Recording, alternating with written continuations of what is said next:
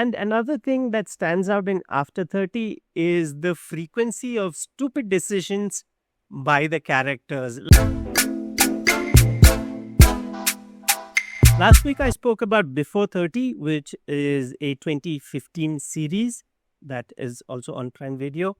And just a few days back, its sequel After 30 has come after a gap of 10 years. Yeah. And talking about it, I guess this is the first time I'm seeing a series that is followed up by a film, because with Nollywood, it's usually the other way around. You have a film that sees great success, and then that is followed by a series. Anyway, this is by Nemsia Films. It's been directed by B B Sasore. So yeah, this picks up where the series left, revolves around four friends. In Before 30, we had the protagonist Temi, who was stuck in a love triangle, flirty and vivacious Inkem, who decided to settle down with a guy, but that didn't pan out. So she reverted to her old ways of sleeping around, a happy-go-lucky devout Christian Amma, and the only married one among them, Icha, who faced trouble in paradise. Now, picking up from where they left, this movie goes in very different directions. And I'll start out by talking about the bright side of this film and things that were good. One thing that is worth appreciating is how this movie touches upon progressive themes. Like it talks about a single woman wanting to be a mother. It talks about homosexual tendencies. Now, I don't think I have ever come across this in mainstream Nollywood. If you have, do let me know movies in which you have the topic of homosexuality. There's also the struggle of motherhood that is shown in a way in which the woman is guilty of even having hated her child while being a really good mother. Now, this is an extremely sensitive topic, and it's not something easy to portray, especially in a conservative culture. Now, despite such interesting topics, the movie, however, does let you down. No, it starts with this narration that's supposed to sound deep, where they talk about fight or flight, and then a third component is introduced, which is fright.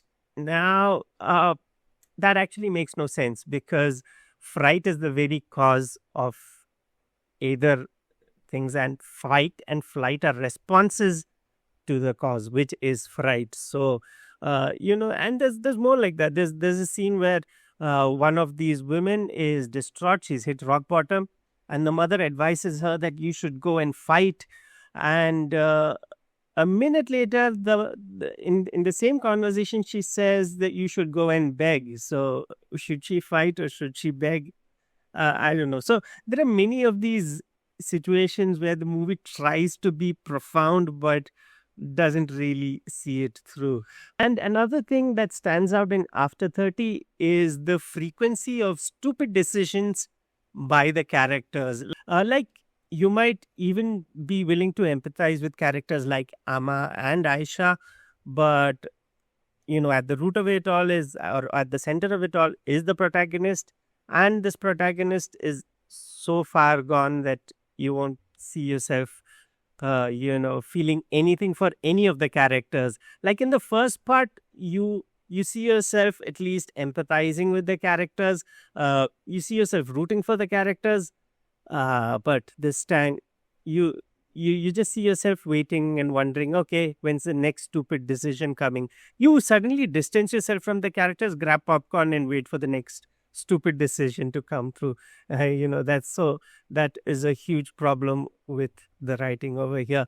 Now, I know the logic of characters, especially when it comes to something like love life, is not a defining point. People do take stupid decisions in love, but you need to give people something to hold on to. You need to give something people to get behind, something for the viewer to get behind, and that was really lacking over here.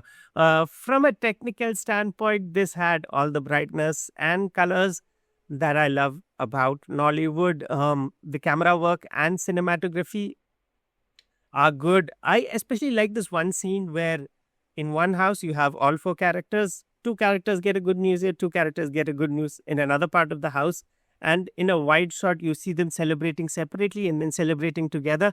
That was very well visualized and executed. The music was very impactful. That definitely deserves a mention. Also, the performances were good. Talking about performances, Damilola Adegbite, she's stunning as always, but probably she was the weakest among the four here. But that's not to say that she was bad. Beverly Naya, last time around, she was, more glam and tiki and frolicking and gallivanting, as Nigerians say. Here, but her role has more substance and she delivers on it. Annie Icha, oh, well, she's brilliant. She's brilliant. She is goofy. When she's goofy, you laugh with her. When she's sad, you feel for her. She embodies this all weather friend that is who's the simplest person in the group, and she does it with much aplomb. Aplomb. I don't know. I don't remember the last time I used that word. Aplomb. Anyway, Meg Otanwa. Now, this was the most demanding role for sure. And she's displayed nuance and how there's depth, there's pain, there is warmth, and it all comes through really well. All in all, I'd say After 30 is actually a nice breezy watch, but it sets out to say a lot of things. It tries to make impact, but it fails on all of those parameters. Uh, so yeah, that's it. If you've seen the film, do let me know your thoughts. Till next time, this is me, Nollywood Fellow, signing off. Do like, share, subscribe. Bye.